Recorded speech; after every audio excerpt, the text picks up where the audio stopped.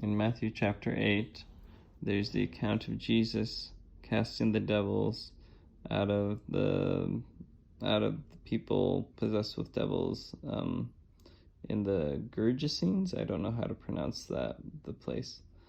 In the account of Matthew, there's two people possessed with devils, but in other accounts, in other gospels, it's just one person.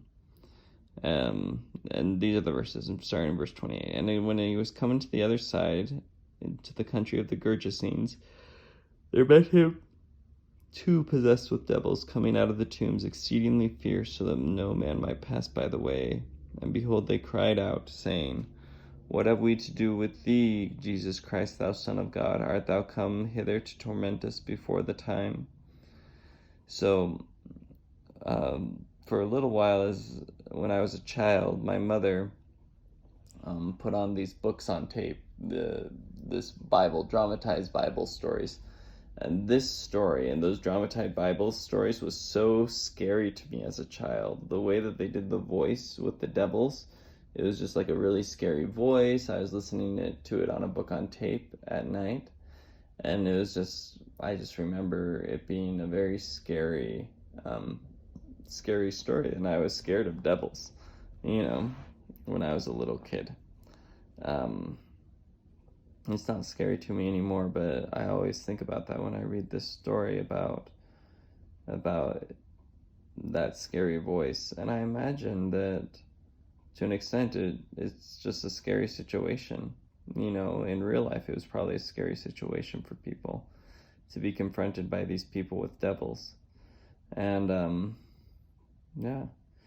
So anyways, Jesus casts the devils out into some swine.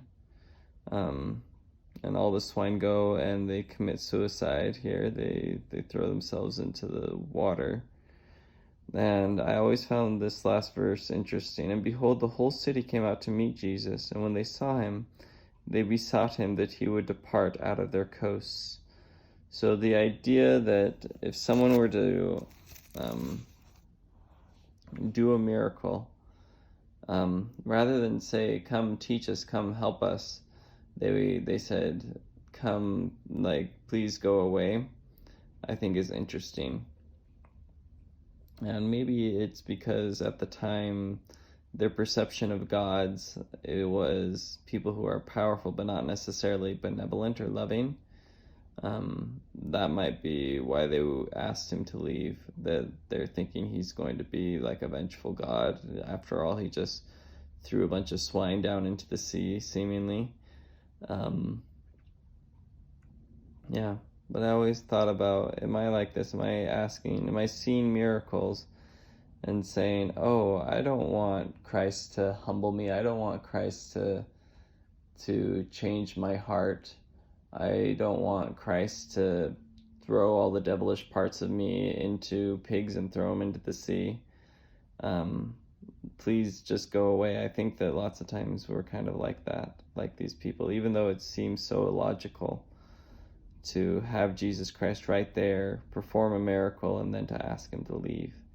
I think that lots of times we do similar things in our own life. We ask Jesus Christ to please go away because we don't want to learn from him. We don't want to be humbled. We don't want to accept the responsibility that comes with being a disciple.